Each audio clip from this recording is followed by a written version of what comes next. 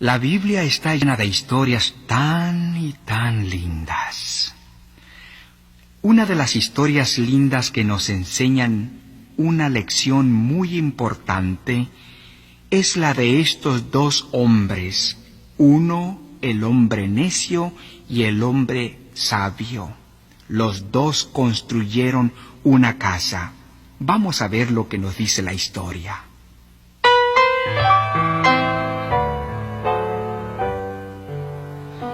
El hombre sabio su casa construyó, sobre la roca sólida quedó, sobre la roca sólida quedó, y la casa no cayó. Qué lindo, ¿verdad?, que la casa no se cayó. Pero vamos a ver qué le pasó al hombre necio. Pongan mucha atención. El hombre necio su casa construyó, sobre la arena floja la dejó, sobre la arena floja la dejó, y la lluvia comenzó.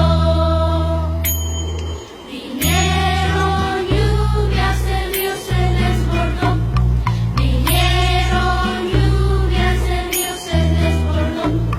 Vinieron lluvias, el río se desbordó, y la casa se cayó.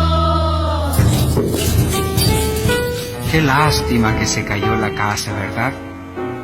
Yo no quiero ser un hombre necio, porque cuando yo haga mi casa, yo construiré mi casa en el Señor. Yo construiré mi casa en el Señor. Yo construiré, Mi casa en el Señor, pues la roca es el Señor.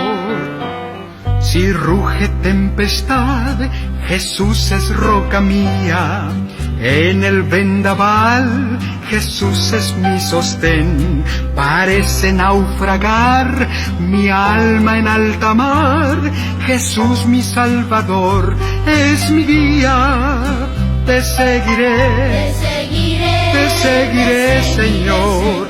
Te alabaré, te alabaré, Señor. Y contaré tu grande amor, que solo en Cristo hay salvación.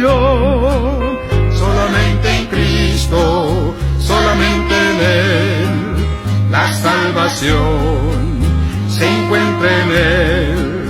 No hay otro nombre dado a los hombres, solamente en Cristo, solamente en Él.